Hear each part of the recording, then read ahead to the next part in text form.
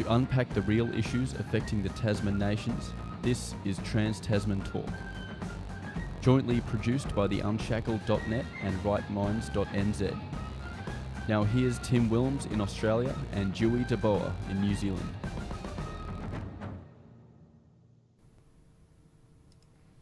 Hello and good evening to this week's show. The date is Tuesday, the 3rd of December 2019.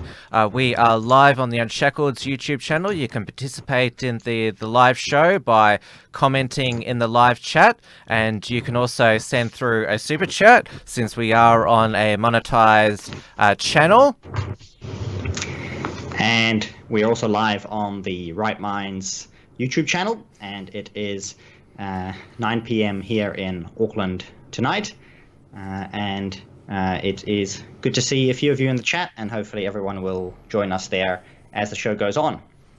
Yes, YouTube it seems like it's getting slower and slower to notify our supporters and followers that we are live. I'm sure some red flags have been placed against against your account by now. Well, and yours. Oh yes, well, undoubtedly. So I've heard that you've got a, some interesting weather over there in Australia, and obviously your bushfire situation is not getting any better. Well, it was 1st of December, as you know, on Sunday. It seemed to be that it was the first day of winter where I was, Melbourne. It was freezing, and it was also freezing on Monday, and it was also freezing again today. That's why I've got my Unshackled jacket on tonight, because, it's... It's a lot warmer over here, even though we've got a bit of a storm that's rolled in today. But at least up in Auckland here, it's just, as tropical as always. But the bushfire season has continued. 3 12-year-old boys have been dealt with under the Youth Offenders Act following 2 deliberately lit fires on the New South Wales coast this weekend. So we're being told, of course, that it's because of climate change, these bushfires. But even though there's been a lot of young people being arrested for arson, but we're also told because it's not global warming anymore, it's climate change. And since we're all freezing here at the beginning of December, when it's supposed to be the beginning of summer in the summer's hemisphere, we're told, no, this is climate change because it means more extreme weather events. But it's all to do with the CO2 in the atmosphere warming the planet. So can somebody please provide me with the actual science that increased CO2 means that it goes hot and cold all the time? I believe there's a group in New Zealand that have actually put up a bounty of $10,000 to anyone who can provide evidence that CO2 has, anomalous effects on the weather. So far, the prize has gone unclaimed. So I think the answer to your question is no, nobody can provide you with that evidence because it isn't there. Our New Zealand audience is asking what cold means in Australia, because is that low 20s? We're in the teens. What kind of temperature is cold in over there? I would say anything in the low teens is cold. So is that the kind of temperature you're having then, like below 20? Yes. Well, I can't go out in a shirt, that means it's cold enough for me. Very good. Yes, but the season of celebrations has started here. As you know, I've got some Dutch heritage, and we've been celebrating Sinterklaas earlier, which most of you would get the literal translation of that pretty easily, being kind of Santa Claus, which is kind of like the Dutch Christmas, and it comes on the 5th of December. So I've just had a just come from a bit of a celebration with my family, and just had to wipe off all of the shoe polish off my face before that, to avoid any blackface photos of myself on the internet, because as everyone knows, the Dutch enjoy a little bit of It's our special cultural event to put shoe polish on our faces on the 5th of December. Is that why the Netherlands imported so many Moroccans, so they don't have to do blackface? They've got actual brown people for this day. They've done a little bit of that, but I noticed in the recent sort of politically correct shows that they're doing now, they do still have Dutch people doing the shows, but they put just kind of like a really thin layer of sooty looking, kind of greasy looking face stuff instead of proper blackface, so that it's less insensitive. So they look more like chimney sweeps rather than people who have just painted their face black. So I forgot all those chimney sweepers and miners. Yeah, they've been appalling with blackface over the years. Basically, so they look more like chimney sweeps and miners now. So that's how the PC culture has affected the Netherlands. Yes. We spoke about, I'm not sure if it was last week or the week before, that arriving in Christchurch, New Zealand was Australia's most famous offshore asylum seeker, Burris Bukhara, who is he's an Iranian Kurd journalist. One of our editors, Lucas Roses, actually wrote an article on the weekend exposing his links to the far left, because of course he's been published in the Guardian, and was that they wrote a book was published full of his WhatsApp messages, which was quite incredible. But Jacinda Ardern and the New Zealand government, they want more of our offshore asylum seekers and refugees, which, of course, I'm Australia first, so yeah, have them. And I'm New Zealand first, so no, you can keep them right there. Which, yes, sadly, that is one of the news items this week, is that there is currently a deal being discussed between Jacinda and Scott Morrison, that we could be seeing the refugees held in offshore detention and facilities could be sent to New Zealand, which is something that Australia has resisted, because New Zealand is a back door into Australia, so you'll just get them a couple of years later. But we shall see if this deal develops as they're promising it will develop. But that will see all of the Nauru and I forget the other place, Manus refugees coming to New Zealand, which is something that New Zealanders are going to love to hear about. You'll send them to Stewart Island. It's a little bit too cold down there in Stewart Island. And that's the issue, is that they make their way over to Australia, of course. So this is why I think the deal is not quite a done deal, because hopefully you still have enough senators and MPs in Australia to stop a deal like this. And we are still not sure. So apparently, Peter Dutton is involved in the discussion, and he's not really telling us what's going on. So we have yet to see who wins this one, but I'm hoping that Australia wins this, because if Australia wins this, then New Zealand wins as well, in terms of blocking the deal, blocking Jacinda from having this deal. Well, that's the reason why Peter Dutton, he hasn't taken up Jacinda Ardern's long-standing offer, because, of course, we have that free migration agreement between Australia and New Zealand, where I'm able to go to New Zealand without a visa and vice versa. We're also, we've got our final sitting week of Parliament this week, where the Morrison government, they're trying to repeal the Medivac laws, which doctors can decide if refugee and asylum seekers on Nauru can come to Australia for medical treatment. Of course, once they're here, it's impossible to get rid of them. And Jackie Lambie is the key crossbencher. She's indicated that she will vote for it, but she's got some national security requests which she's not at liberty to discuss. The Morrison government, the end of Parliament last week, they had a horrid end with One Nation, Pauline Hanson, Malcolm Roberts, at the last minute voting against the Ensuring Integrity Bill, which is designed to disqualify union officials with criminal records like John Setka from operating a union. So that was a big blow to them, and the Labor Party were celebrating. Of course, they're going after. They were going after Angus Taylor last week, referring those doctored documents that his office ended up supplying to the Daily Telegraph about the City of Sydney's travel expenses, which of course is declared a climate emergency.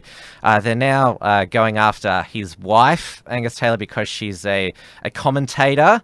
And so they started attacking her. And Naomi Wolf, she's accused Angus Taylor of anti-Semitism because in his maiden speech back in 2013, he quoted her being at Oxford because Angus Taylor was a Rhodes Scholar, how she didn't like Christmas, and it was typical of elites such as her not respecting traditional culture. And Naomi Wolf called this a anti-Semitic dog whistle, which of course is quite a stretch.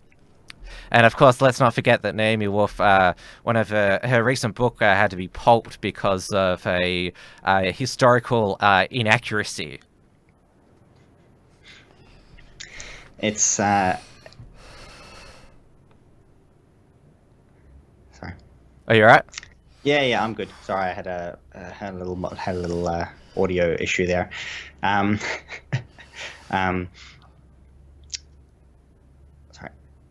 Yep, I can hear you fine. Oh, okay, very good.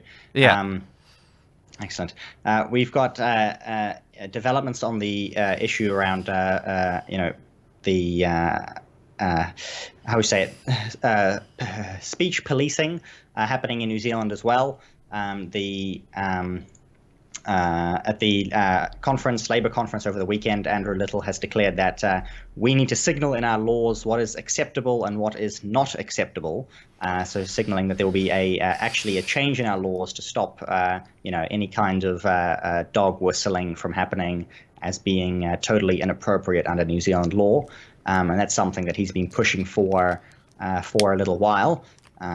Since when was this? This was just over a year ago in front of the Human Rights Council at the United Nations. He said that he would be reviewing the Human Rights Act with the specific intention to amend the discrimination provisions to criminalize speech that would be considered to be offensive or degrading to minority groups.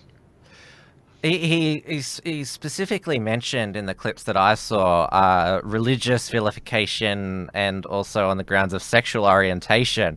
So what if Muslims say something homophobic and some gays say something that's Islamophobic? Because that's happened in the UK before when two of these groups criticised each other, and there was an investigation into both of them for their phobic comments.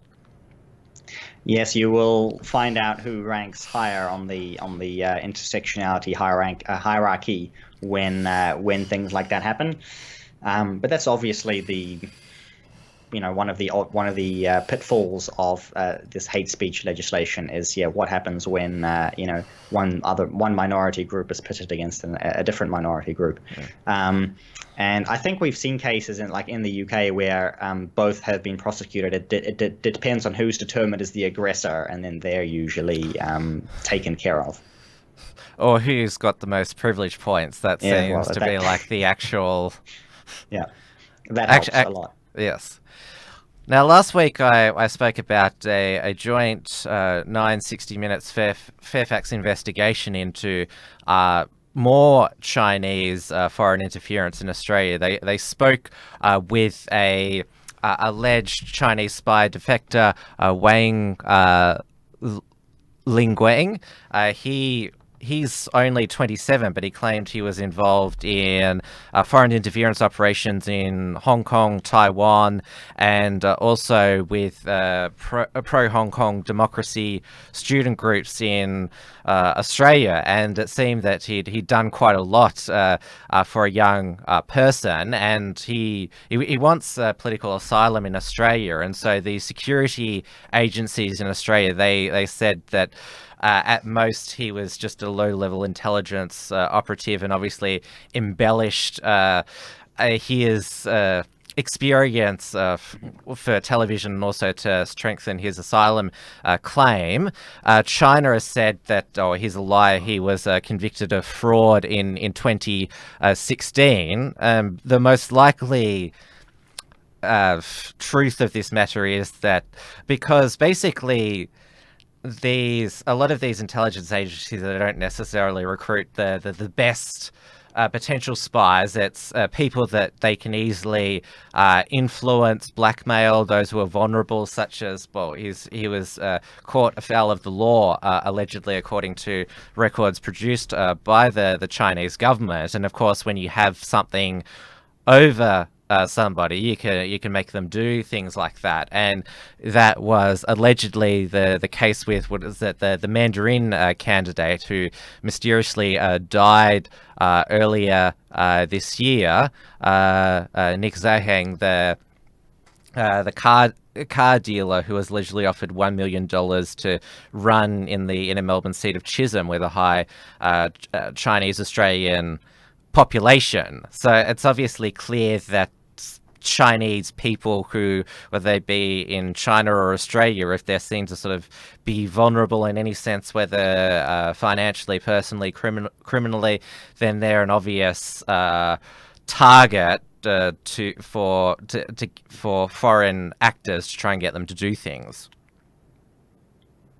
That's certainly going to be the case, and likewise, he would be inclined to try to bolster his claim for asylum at the same time. But I think if his claim to asylum is denied, I suspect he will not survive very long if he is sent back to China. So that usually is a threshold at which asylum claims are granted at. But I hear that these investigations into foreign interference are not limited to just China, and that I believe we talked about this last week. The Conservative Action Conference, CPAC, CPAC has Australia, continuously been investigated by bureaucrats for foreign interference, which is what CPAC Australia would simply be two political parties, cooperating. It's not even. Allies, It's CPAC is organised by the American Conservative Union, which is just a conservative lobby group in the United States, and of course their annual CPAC conference is the biggest thing on the Conservative calendar. So Andrew Cooper, who runs Liberty Works, he decided to organise with the ACU the first ever CPAC Australia, and it mainly gained a lot of publicity through Christina Keneally, the shadow Labor Home Affairs Minister, decrying all the far right speakers such as Raheem Kasim, who are coming to Australia and calling for him to be banned because he said some not nice things about Nicola Sturgeon, the Scottish First Minister. And yes, but CPAC Australia, thanks to Christina Keneally, it got an uptick in publicity. But then we learnt last month that Andrew Cooper, under Australia's foreign interference law, had been issued with what's noticed as a Section 45(2) notice, which demanded he hand over basically all his correspondence, speeches, invitations, anything to do with or organising CPAC Australia and the actual conference itself, handed over to the Attorney General's Department, who have been tasked with overseeing this. And he's now? No, he maintained from the beginning that they can get stuff. He was the only person to receive this draconian notice. And when the deadline came for him to hand over these documents, Andrew Cooper decided to go on a trip to America to avoid arrest. He's back now, but he wasn't greeted at the airport by AFP officials. But when the Attorney General Christian Porter discovered that this was going on in this department, because they issued a foreign interference notice to Tony Abbott as well, because he was speaking at this conference, a former Australian Prime Minister, and they also wanted to inquire because he spoke at a population demographics summit in Hungary at the invitation of Viktor Orban, that country's Prime Minister, which, or he's decided the latest thing that he's done, which has triggered people, is withdraw Hungary from Eurovision for being too gay. That's right, yes. I did share that. I got a lot of good laughs. Yeah.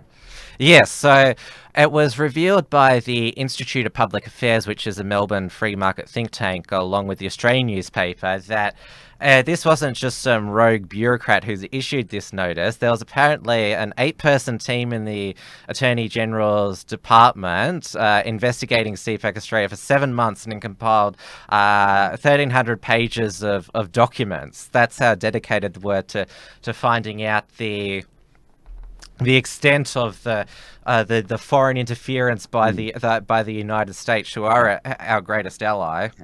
And was it UK with several UK conservatives, including Raheem Kassam, would have come over as well. So yeah, Nigel Farage was the keynote international speaker. So you're being investigated for inviting political commentators from the mother country over, and then you get investigated for foreign interference. Which basically, this was all happening under the Attorney General Christian Porter's nose. It wasn't just some rogue rogue bureaucrat was suspected. It was a whole team, and the right wing government, but it doesn't help you at all. So I was like, who the hell is running this country? The fact that this can go on and the minister doesn't know. Like, what's he actually doing? I mean, who's employing these bureaucrats? Yeah, so that in the Attorney General's department, at least, that has been the focus of them enforcing the foreign interference laws. And Christian Porter, it seemed he had no self-awareness this week. They're passing new laws against foreign bribery. Which, will that be administered by the Attorney General's department as well? Will they go after other US people or British people that dare come to Australia and speak? Mm-hmm. I think we already know the answer to that question. Mm-hmm. But there was also confirmed, this is going to be done by the Home Affairs Department, a new ASIO-led counter foreign interference task force. So this, ASIO, they've been probably the most, I would say, dedicated organisation to preventing Chinese foreign interference in Australia. The former ASIO boss Duncan Lewis said that this is the greatest security crisis we face because he's an outgoing ASIO chief. He can sort of speak a bit more liberally now. Of course, in ASIO and Home Affairs Department, completely different culture, which sort of I don't get. Why weren't the Home Affairs Department tasked with enforcing the foreign interference laws? Why did it go to the Attorney General's department? That's a whole other thing. That doesn't make sense. As they say. Yes, it's kind of baffling, but at the same time, you sort of know what's going on behind the scenes there, and you kind of you've got some entrenched bureaucrats with certain political leanings who will be pushing for the outcomes that they want, because as we talked about last week, in most cases it's the bureaucrats that are running the country. Yes, and well, that goes on to as I mentioned to you in previous episodes, the self-inflicted drought that we've been having in Australia. That's not because of the rain hasn't fallen or climate change. It's because the Murray-Darling Basin Authority, which was set up by Prime Minister John Howard in 2007 under Water Minister Malcolm Turnbull, has been flushing a lot of water from the Murray-Darling Basin out to sea as part of environmental flows, which giving it back to the ocean. And so, well, the farmers, well, their future is on the line, and so the Plan convoy has gone to Canberra this week, and of course the National Party, who are supposed to look after rural Australia, they've been in charge both at the federal and state level in southern New South Wales, which has been greatest affected by the drought. They've been they've pretty much been too cowardly to take a stand against the Murray-Darling Basin Plan and Authority, because they're worried that if they tore the plan up, then the Greenies would get mad at them. Like, this is the National Party, and they managed to, because it began yesterday. The convoy, it's made up of a coalition of agriculture and farming groups. Basically, because they did take their message to Canberra, it was too big to ignore from the mainstream media and the politicians, and so Michael McCormack, the Federal Nationals leader and Deputy Prime Minister, was forced to come out and hear from the farmers. And you just think, how piss weak are you that you're supposed to be representing rural people, and it's totally within your power to dismantle this Murray-Darling Basin Authority, tear up the plan, and yet you're too cowardly to do that, stand up for your constituents, and you've hid from them for the past 3 months. I mean, it's staggering, because you're too scared that the Greenies or the environmentalists will say something bad about you, or the media might get their knickers in. And they even also went to the National Farmers Federation, which is supposed to be a farmers lobby group. Their solution to the drought is to help farmers off the land, so basically to assist them in giving up. So it's... Yeah. Anger has boiled over, and I think it's had the effect of this Can the Plan convoy of scaring the politicians, because it seems that's the only time that they act, is when they're sweating. Absolutely. And speaking of sweating politicians and so on, we have had an update in the youth labour sexual assault case that we actually talked about in our first show just over 3 months ago. And this happened last year, and the trial has been ongoing. It's wrapped up this week, and he has been let off, discharged without conviction. How old is he? Are we allowed to know 21. that? So 21. 21. So a full, complete adult. Yes, and I'm going to double check his age in here quickly for you if I can find it. But it was 21 from memory. So he basically groped 4 different people. He did a plea bargain where he pled guilty to 2 of these cases against 2 men, and the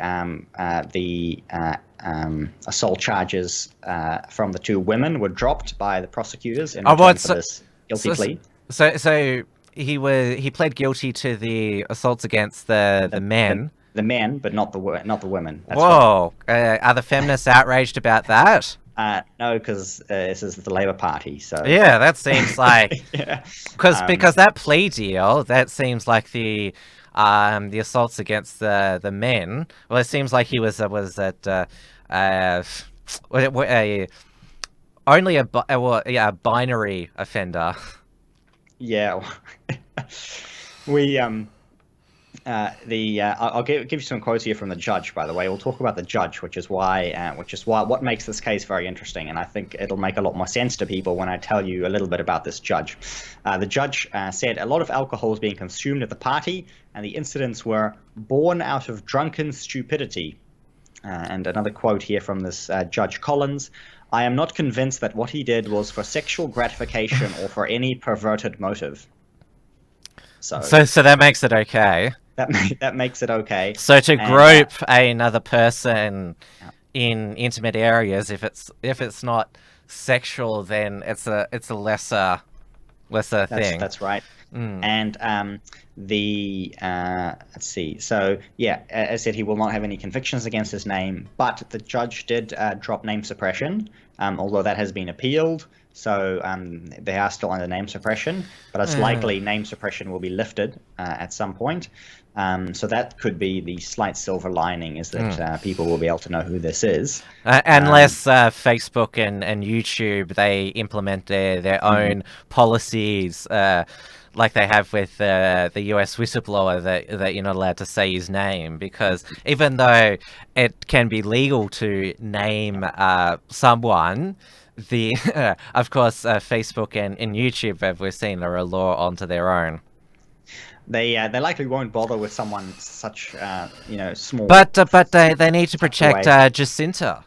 Well, that's likely. This is likely somebody connected to the Labour Party. Well, is somebody connected to someone high-ranking in the Labour Party. But the judge who ruled on this case, the judge who discharged him without conviction, said his last name was Collins, and it just so happens that there's a former Labour MP by the name of Collins, Anne Collins, who's later known as Anne Fraser, who today is known as Anne Cullen. So this is the judge is in all likelihood, haven't got full confirmation, but they have the same. Their father has the same name, and they came from the same town. So it's very unlikely that this wouldn't be the same family.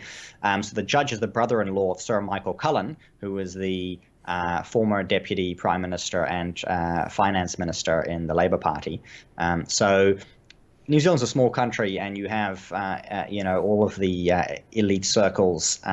They're all related in a certain way, or have very deep connections. So this judge has very, very deep connections, and in all likelihood, couldn't confirm it 100%, but we're 99% certain that he has very strong connections to the Labour Party. And you'd probably be hard put finding a judge who doesn't have strong connections to the Labour Party, who has ruled very favourably towards this young man. And obviously the Crown prosecutors, I don't have any information on them, but they were the ones who dropped half of the charges in return for a plea deal, when it's kind of obvious that, how hard would it have been to prove? Yeah. Sounds like some sort of sweetheart deal, which we've heard about occurring in another jurisdiction before. So yeah, that's the sad case of the New Zealand judiciary. And yeah, likely, if you're uptight with the Labour Party, you will be safe, very, very safe. And of course, it's difficult to get convictions in New Zealand. Andrew Little has announced that prisoners will be allowed to vote in the next election if they're imprisoned for less than 3 years. So if you've got a sentence is under 3 years.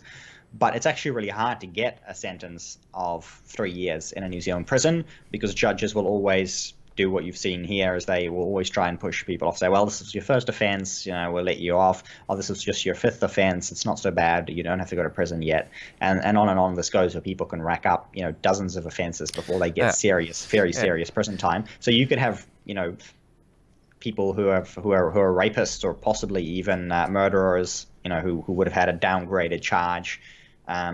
They're the kinds of people who will be voting under Labour's prison voting, prisoner voting bill, which I suspect they'll need a bill to get this through, which may be heavily opposed by New Zealand First. But that's their plan anyway, to let people who are the worst of the worst vote as they're in prison. And we should refresh our audience that this is just one Labour sex scandal which happened at a youth camp. There was also the advisor in Jacinta Ardern's office. That's a separate one. And then there was also that he was a local councillor. He was sending messages to some teenagers. Mm-hmm. He's actually recently opened a case, possibly a defamation case or a slander case, against some of these groups in his council, saying that he had been unfairly opposed because he lost the election. He was not re-elected, and he's actually claiming that he was, the victim of a disinformation campaign. So his saga likely will continue. But he was the only one who outed himself, who said, yeah, I did this, and there were actually no charges pushed and pressed in that case. So yeah, these scandals are very common in the Labour Party, and most of them are handled internally. This is the only one that's actually had a legal, had a court case run against it. And I can read out the victim statement that I've got here, actually. Which you've got to specify, because I just went through that there's three separate ones. The one I've been talking about, sorry. Okay, so yes, the Labour Youth Camp. Is this from a male or a female?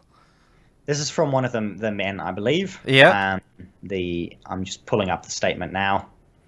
There we go. So I probably won't read out the whole case, since I've already told you most of the details. I'll just draw this aside.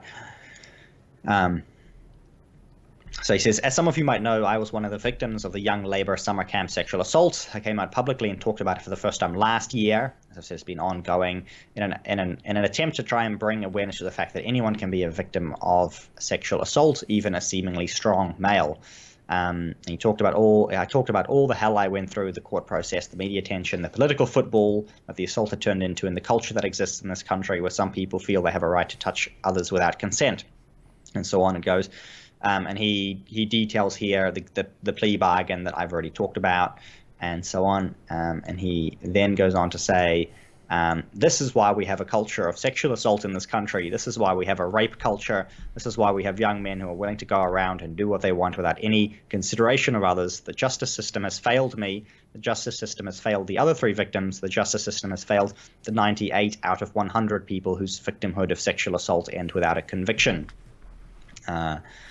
And so on. He says, I'll skip ahead to the end again. He says that again, this is a long and ingrained culture where these actions can be defended not only by the perpetrator, but even by the judicial system itself. I have lost all faith. And that's the end of his statement. Obviously, he's saying this is a culture of sexual abuse in New Zealand, which he's probably not entirely wrong about.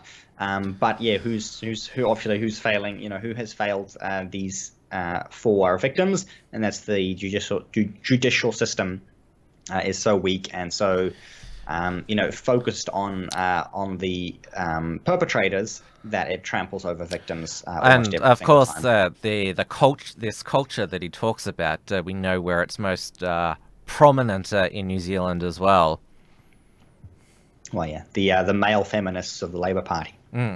Well, the Me Too movement in Australia, this was supposed to, because what's going to air at the moment is the Silent No More 3-part documentary on the Australian Me Too movement. It was supposed to be groundbreaking documentary production by former TV newsreader Tracy Spicer, who's sort of she's now known as a anti-sexual harassment campaigner. So she encouraged women to contact her with their Me Too stories, and BuzzFeed Australia did an investigation a few months ago that she hadn't got back to a lot of the women. Southern Pictures, who produced this Silent No More documentary for the ABC, they sent out an advanced preview to the media where they showed Tracy Spicer reading the emails, but didn't blur out the women who'd sent them their personal information. And so basically their names and addresses and who they'd accused were shown in this press preview. And of course it's about Me Too and the media, and even though it's an embargoed version, you've sent it to the media. And exactly. So this was a big deal. Trustworthy people on the planet. Yeah, 3 women had said how betrayed they felt by Tracy Spicer. She said it wasn't her fault. It was the the documentary producer Southern Pictures who'd done this, and Spicer's lawyers wrote to these three women who spoke out, claiming that they had defamed Tracy Spicer, and her lawyers demanded that the women publish an apology to our client, agree to pay legal costs in the sum of $1,500. And Tracy Spicer in the past had said that defamation laws had been used to silence sexual harassment and assault victims. And so she's these women who she encouraged to write to her with their stories. She, whether directly or indirectly, has betrayed their confidence, and now she's like, "Oh, I'm gonna sue you." She's claimed, Tracy Spicer, that it was the intention of these letters was to clarify misinformation. I guess that's why you demand $1,500. Yeah, exactly. And we've actually had a defamation case sort of end in New Zealand. Just announced today that Jordan Williams of the Taxpayers Union, who we've talked about a lot on the show, has actually called it quits and made a public apology to Colin Craig, who was the former leader and also the founder of the old Conservative Party, now defunct. And Jordan Williams basically cited that it was too expensive to continue his legal proceeds because several people have tried to sue the millionaire, but when you try or been sued by the millionaire, but in the the years that have followed, they've actually lost hundreds of thousands of dollars, and this is a lawfare that's being used to run people into bankruptcy, and that sounds like the kind of thing that your journalist is engaging in over there. Yes, so it's certainly overshadowed the impact that was intended by this documentary. But speaking of sexual misconduct news, former Australian Prime Minister Tony Abbott has come under fire for visiting his friend George Pell in prison in Melbourne, because at the moment George Pell, his appeal will be heard by the High Court next year, but he's still a convicted pedophile over the sexual assault of two choir boys in 1996. Abbott was interviewed by 7 News outside the prison. He said, "Look, I was simply visiting a friend, that's all." And so obviously people have said, "Oh, you visited a pedophile," but obviously Tony Abbott believes that George Pell is innocent. He was convicted based on the sole testimony of the sole survivor of the pair. Yes, but obviously this is it's incredibly divisive in Australia.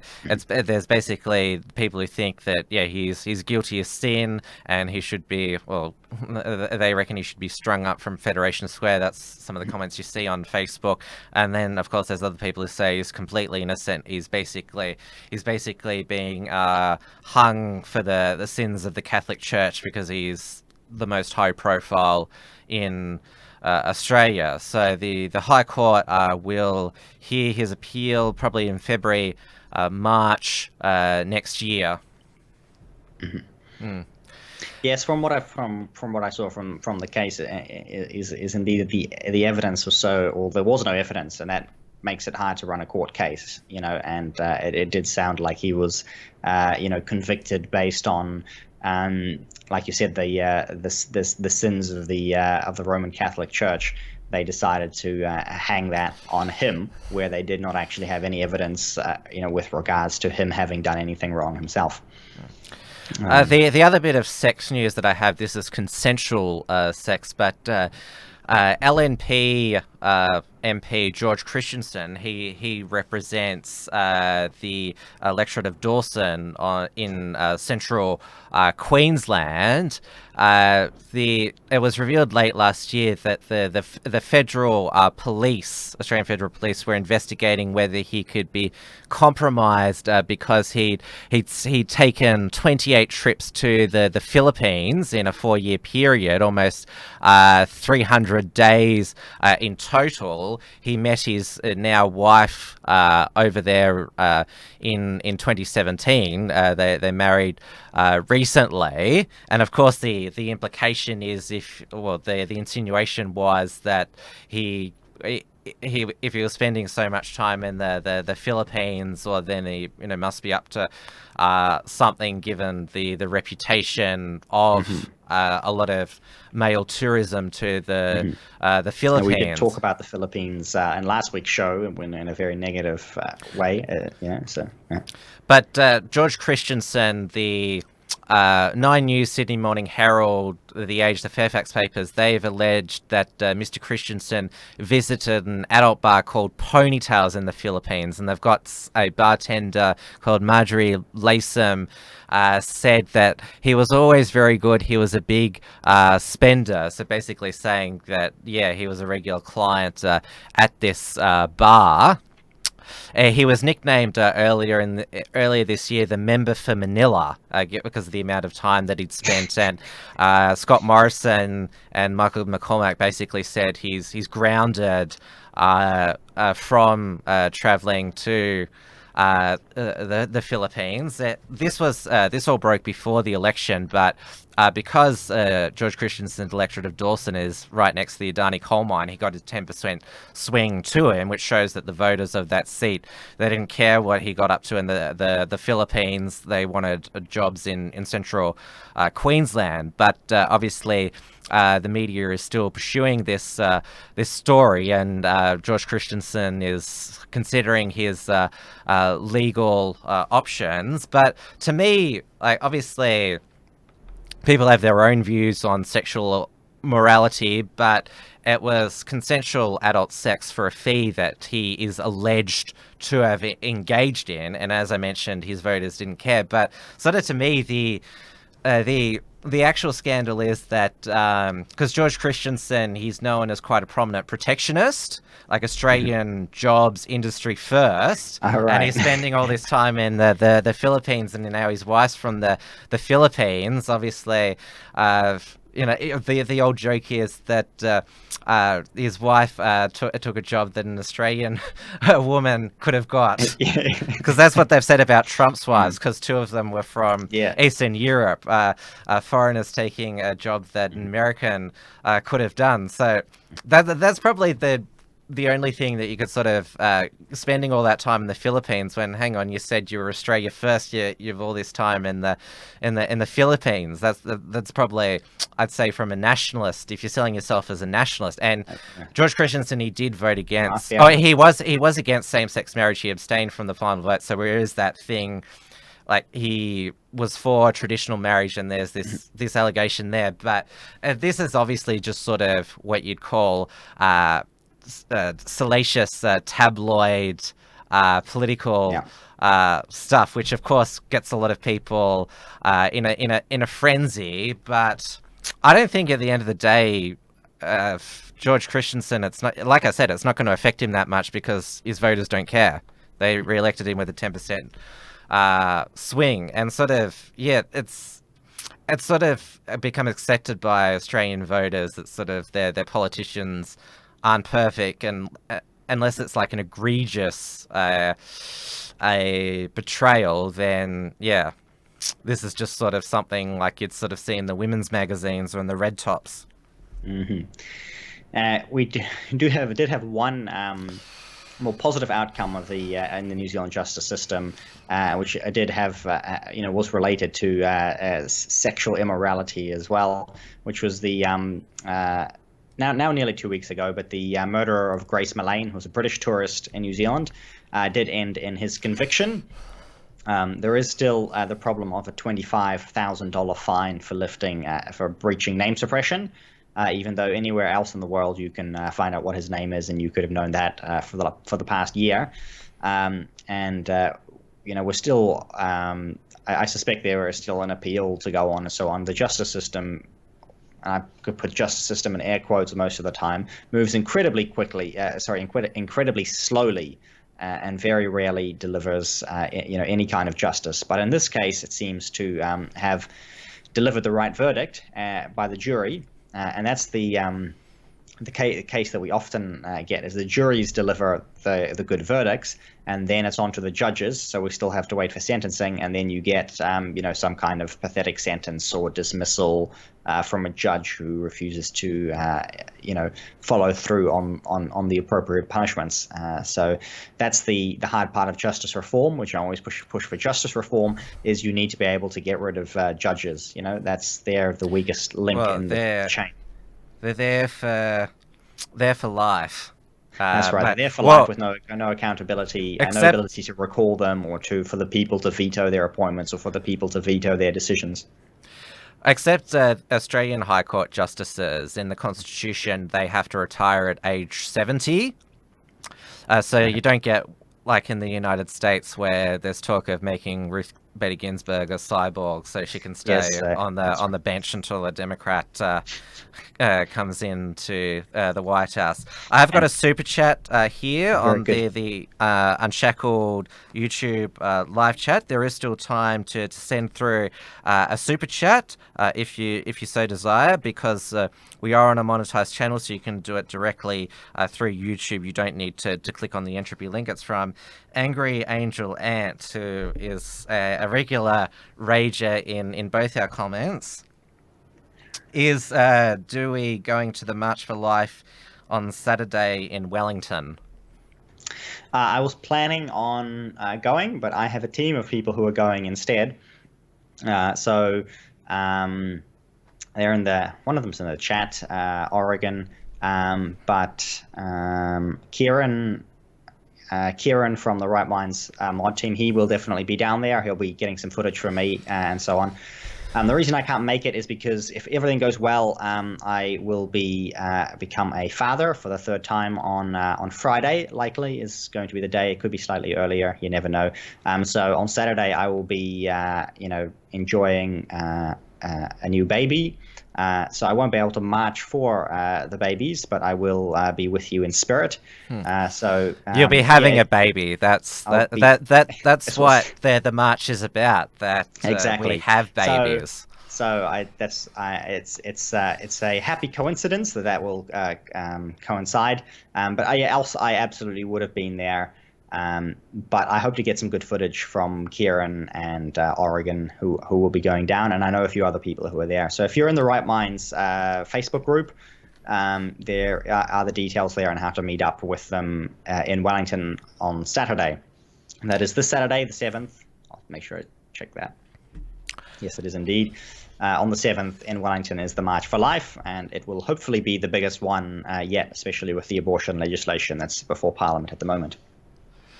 Now, I want to give our audience and also your viewers an update on a contentious proposed piece of legislation in Australia has been the Religious Discrimination Act, which the Morrison government took to the election. And it's in the initial draft. It's both hasn't satisfied LGBT secular groups and religious groups. There has been a new lobby group formed to try and get solid protections for this Religious Discrimination Act. The Australian Christian Alliance, which aims to be a bit more grassroots than the Australian Christian lobby, and they also want to bring in other religious groups into the fold as well. It's based in New South Wales, where there's much more unity amongst the various religions in trying to get protection. Sort of their umbrella spokesperson has been Mark Latham, the state One Nation MLC and former federal Labor leader. He spoke at their conference on the weekend, but they've been banned from Facebook because they dead named Jessica Yaniv. Remember, she's that Canadian trans woman who sued I think it was about 2 or 3 waxing salons for refusing to wax her balls. They dead named her, which of course is, well, that's hate speech. That's what would you call it? Intimidation. So what it says, hateful conduct. You may not promote violence against, threaten, or harass people on the basis of race, ethnicity, national origin, sexual orientation, gender identity, religious affiliation, age, disability, or serious disease. If you go to Jessica Yaniv's Twitter, If you go to his Twitter. Yes. No, misgendering or dead naming on this show. Do you want to get us banned as well? Well, if we need to come up with some kind of code.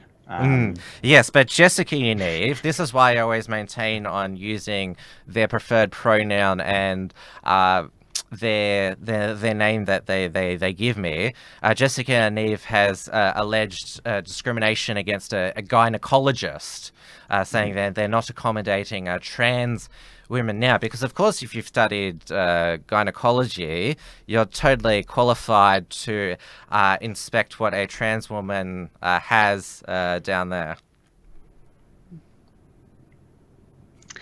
Yeah, that's I believe that his last lawsuit was thrown out. Yes. His last complaint was thrown out. I think this one sounds like it's going to go even worse, which is good. Yeah, there have been several interviews with this particularly unsavory individual, where they have been exposed for all of the all of the disturbing things that they're behind, which I believe include pedophilia as well, based on some tweets. Or asking young girls about their sanitary managing their periods and things like that. Really creepy stuff. Yeah. So. Yes, that's the world that we live in now, and it's today's story was from the UK. Was that these transgender parents were announced that their 5-year-old son or daughter, I didn't read which one, is now transitioning to be trans as well, so that they're going to be an entirely trans family.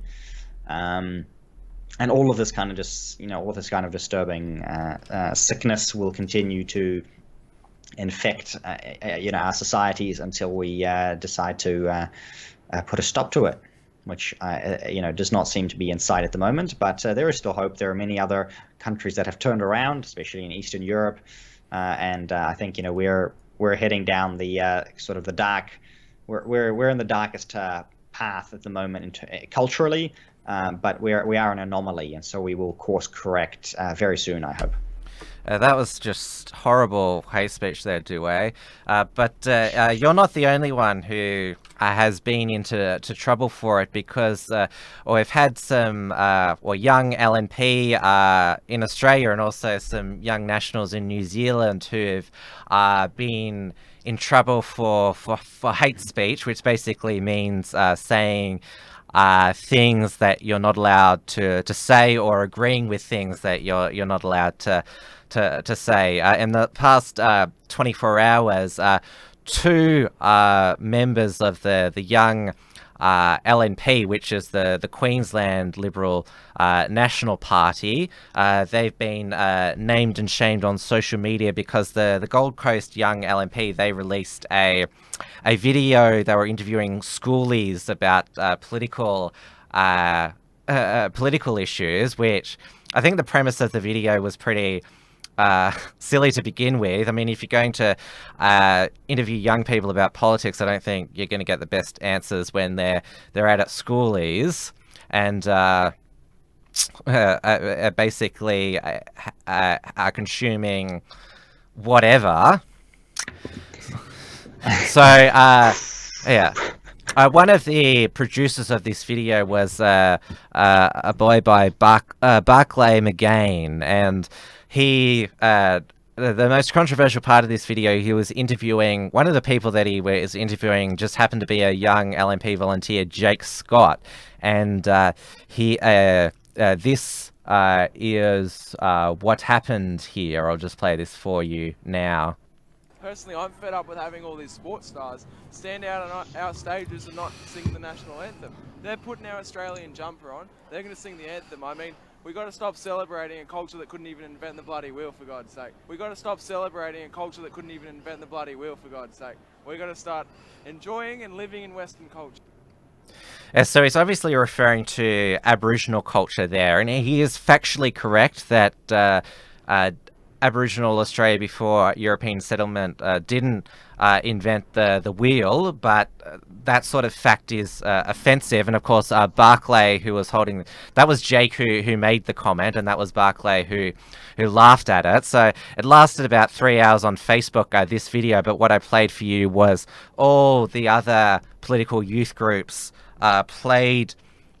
ripped that video and reposted that comment, and now they face disciplinary action for speaking such offensive and racist language. Yes, the hate facts that we're getting out of young people these days are getting out of hand. If we we need better algorithms and better laws to make sure we can shut these people down so they stop saying these things. Because I'm sure that repression is the best way to to deal with this. It'll never happen again if we can just repress it. And also, I heard that you've got a 17-year-old running for. Well, I suppose they'll turn 18 by the time of the election next year. And. I'm just bringing this up. I'll National Party. You can bring up the picture. So his National Party candidate, his name is William Wood, and he's running against. Oh yes, here we are. Here, William Wood removes social media photo of hand gesture adopted by white supremacists. They blurred his friend who was holding up the OK sign. And he's wearing a "Make America Great Again" hat as well. They had to get an official National Party spokesman to come out and say... Spokesman? I believe it was a spokesman. I've actually noticed this in the media recently. They've actually started using the word spokesman and spokeswoman again. Spokespeople. It's happening good. Yeah, it had this spokesperson thing, which I actually is... I should call out the New Conservative Party, because they do this all the time. They talk about their spokespersons, and I have to tell them off every single time, because so you have spokesmen and spokeswomen, and the only time you can have a spokesperson is if you're not really sure what the gender of said person is. But 99% of the time, you are absolutely certain what it is, and so you should use the right word. So anyway, they had a national. Where did they have it? So they had an actual official statement being made by a National Party politician. They basically had to say, I don't think this is not a racist symbol. Jacinda Ardern was making this gesture. It's no big deal. And the person apparently wearing the hat and making the symbol was supposed to be representing America. They were supposed to be at kind of a mock United Nations event, and this was supposed to be the American. This was supposed to be the American representative. So I think he did a very good job of that. But it just shows that if you're entering an alleged conservative party and you will do something which is slightly edgy or dare has sort of mass appeal to the youth demographic, then there's no way that that can be stood for. If your opponents call you racist, you must apologize immediately for this alleged racism. But what happened here in New Zealand was that there was no apology. He did take the photo down, which I'm guessing, it could have been some people in the photo who didn't like the attention. It's possible, that's understandable. But yeah, they actually had several people from the National Party come to his defense. Oh, that's good. So he was not disciplined or anything like that. Simon Bridges himself actually defended him, and several other unnamed spokesmen. So it, the New Zealand story here had a happy ending, and your one in Australia did not. Well, we'll see what happens with Barclay McGain, but Deb Frecklington, who's the LNP state opposition leader, all she said is that the video and the comments were inappropriate, which, of course, on the scale of condemning things, inappropriate is not the... Is at the lower end. She's basically saying, yeah, it was probably tacky, you shouldn't have done it, but I don't think you should be hung for it. That's good to hear. Yes. I did have an entire segment prepared on the gun buyback, gun confiscation failures, and data leaks that have been announced this week. And that's still a developing story. So what I'm going to do is push that over into next week, so that we can wrap this up. But yeah, Jacinda and Stuart Nash, the police minister, the police commissioner Michael Bush, and his deputy Michael Clement have screwed up again, and they're screwing up this buyback. It's officially wrapping up in a few weeks, so there's going to be plenty of time to talk about this, and I'm going to just tease you with that. And if we have time next week, we'll do a big segment on the gun confiscation and all of its failures that have been stacking up over the past few weeks. So we can wrap up, as this episode goes up in smoke with the breaking news from today that we are going to have, we can now read the cannabis legislation that will be up for a vote at next year's election in New Zealand. So next year you will get a say on legal marijuana. And the legislation is a whopping 62 pages long. And it's not even all of it yet. This is just an early draft. It limits the age of smoking and possession to 20-year-olds. Which I'm still not sure why they pick 20, because I'm always one for having an actual reason behind why you pick a year. Yes, everything is 18 in Australia. Yeah, and same thing in New Zealand. It's 18 is the age of adulthood. If you're going to have a substance, you should restrict it to the age of adulthood. And I have criticisms for other parties as well who want to raise drinking age to 20 and so on all the time. At the age of adulthood, you should be able to access all of the stuff that adults can access. The case for marijuana, you can make a special case for some things, like you could say your brain finishes developing at 25, and therefore we're going to restrict it to age 25 so that you can't legally ruin your brain until until it's finished developing, because apparently marijuana is less problematic, is less damaging past the age where your brain is fully developed. But they've picked 20, I suspect, for in purely political reasons. Somebody saying raise the drinking age to 25. Well, 25 would be, a scientifically valid age to pick for these things. Oh, you'd have a big prohibition industry. Yeah, you would. That's the thing. That's probably why they don't do it, right? But then it comes down. That's why it's political. I suspect 20 is political. 18 would be more consistent. You can have 14 grams of personal possession, and you can grow 2 plants in your own house. And each household is so that's per person. Each one would be limited to a total of 4 plants. So if you're married with kids, you can have 4 cannabis plants in your household, and you can sell or buy or sell up to 14 grams a day. So we'll be getting New Zealand will be getting stoned next year. Basically, that's what's going. That's what seems very likely. But you're just having paged through this legislation. It looks like a massive mess of the worst of tobacco regulation and the worst of drinking regulation, and the government is going to try and compete with the black market. And I don't think they're like this. Just at a glance, looks like the black market will still outdo the government. And so it looks like even if you're for cannabis legalization, this looks like something that is going to be an absolute train wreck. I saw Daisy Cousins' post on Twitter, one of Australia's anti-SJW YouTubers. She's over in California at the moment. She said seeing all the people stoned and smoking on the street, it makes her want to support prohibition. But of course, in California, they do any type of vice to excess. You could do a whole show on basically the decadence in California, so I wouldn't take their marijuana legalization experiments into other places. But your first mistake, Daisy, is going to California. And in New Zealand, I think 40 to 50% of the population has admitted to smoking weed at some point. So I'm not sure that there's going to be any increase or decrease in the damage.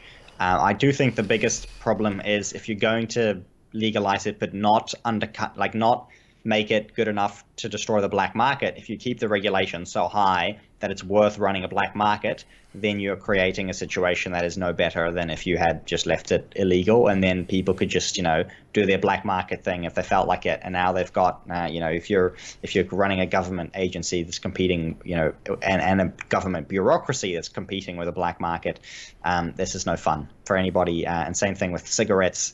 Tobacco regulations and price hikes have led to, the increase in robberies of dairies, increase in people, innocent dairy owners being, beaten half to death and so on. So this doesn't look like it's going to be pretty to me at this stage. And that's what we have. It is breaking news in that sense. That's been announced just a few hours ago. And we will get the full finalized legislation early next year. Will it be, when it's introduced, will it be printed on hemp paper? I mean, it's more environmentally friendly. Apparently hempcrete is also a thing when you build your houses out of hemp. I've got no problem with hemp, by the way. I'm all good with hemp. But smoking marijuana is terrible for you. Everyone knows that conservatives should be into alcohol and tobacco and cocaine, but definitely no weed. All right, we best wrap it up now. Of course, you can view the replay not just on the Unshackled's YouTube channel, but it's also on my Wilmsfront podcast feed, which we can get the links to at timwilms.com. That also has my own social media links, and of course, my archive of Wilmsfront episodes. I'll be back with Wilmsfront tomorrow night, Wednesday, 7 p.m. Melbourne time on the Tim Wilms YouTube channel. And then, of course, after that is Dieuwe Trans weekly live stream. And then on Thursday, it's the ever-popular Uncackables program, 8:30 p.m. Melbourne time on its dedicated channel. And, of course, keep checking the unshackled.net on a regular basis. We've still got regular content being posted. And, of course, if you want to support the work of the Unshackled, apart from sending in a super chat on this show, you can go to the unshackled.net/membership, the unshackled.net/donate. And, of course, we are on Patreon, YouTube, and Subscribestar. And you can find me on rightminds.nz. You can go to /donate if you want to support me directly.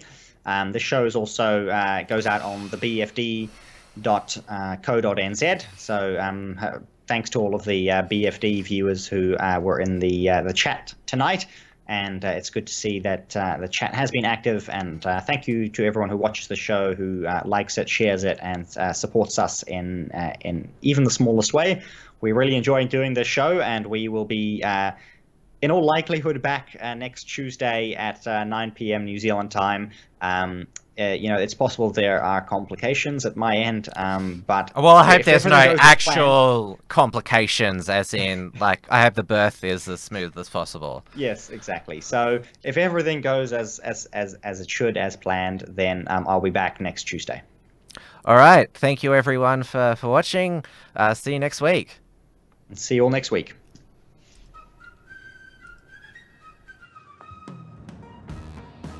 Thanks for tuning in to this week's edition of Trans Tasman Talk. To keep up with the latest real news and analysis from the Tasman nations, visit the unshackled.net and rightminds.nz.